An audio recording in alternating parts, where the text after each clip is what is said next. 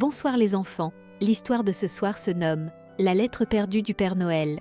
Dans une petite ville enneigée appelée Luminor, la période de Noël était toujours un moment magique. Les rues scintillaient de guirlandes lumineuses, les enfants jouaient dans la neige et les vitrines des magasins étaient remplies de jouets colorés. Mais pour une famille, cette année, Noël semblait bien triste. Émilie, une petite fille de 8 ans, vivait avec sa mère, Clara, dans une petite maison au bout de la ville. Son père, un marin, était parti depuis des mois et elle n'avait pas reçu aucune nouvelle de lui. Malgré tout, Émilie gardait espoir. Chaque soir, elle regardait les étoiles en murmurant « Papa reviendra à Noël, j'en suis sûre ». Un soir, Émilie décida d'écrire une lettre au Père Noël. Elle prit une feuille de papier, s'assit à la table et écrivit avec soin « Cher Père Noël, cette année, je ne veux ni jouets ni bonbons. Je veux juste que papa revienne à la maison pour Noël. Maman est triste et moi aussi. Si tu peux faire ça, ce sera le plus beau cadeau du monde. Merci Émilie. » Elle glissa la lettre dans une enveloppe, dessina un petit cœur dessus, puis sortit dans le froid pour la déposer dans la boîte aux lettres magique située au centre de la place. Ce qu'Émilie ne savait pas, c'est que ce soir-là, un vent glacial soufflait sur la ville. Alors qu'elle rentrait chez elle, sa lettre s'envola de la boîte aux lettres et fut emportée par le vent, disparaissant dans l'obscurité. La lettre atterrit dans la forêt, au pied d'un sapin recouvert de neige. Un petit renard roux, curieux, trouva l'enveloppe et la porta entre ses dents jusqu'à sa tanière.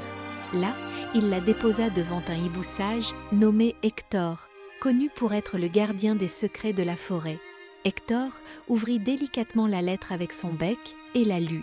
En comprenant le souhait d'Émilie, il murmura « Cela dépasse mes pouvoirs, mais peut-être que les étoiles peuvent t'aider. » Le hibou prit son envol, emportant la lettre jusqu'au sommet d'une colline où se trouvait une mystérieuse étoile scintillante, bien plus brillante que les autres. Il posa la lettre à ses pieds et dit « Cette petite fille a un cœur pur. Si quelqu'un peut l'aider, c'est toi. » L'étoile, touchée par la sincérité du message, fit briller sa lumière encore plus fort, envoyant un message jusqu'au ciel. Là-haut, les étoiles se mirent à danser, envoyant des éclats lumineux sur l'océan, là où le père d'Émilie naviguait. Ce dernier, voyant ces étranges lumières dans le ciel, sentit une chaleur envahir son cœur. Il pensa soudain à sa famille, à sa petite fille qui devait l'attendre. « Il faut que je rentre », murmura-t-il. Le lendemain matin, Émilie se réveilla le cœur un peu lourd. Elle ne savait pas que sa lettre avait été perdue, mais elle sentait que quelque chose de magique était à l'œuvre. Sa mère, quant à elle, préparait un modeste repas pour le réveillon. Alors que la nuit tombait et que les cloches de l'église sonnaient, quelqu'un frappa à la porte. Émilie courut ouvrir et son cœur bondit de joie.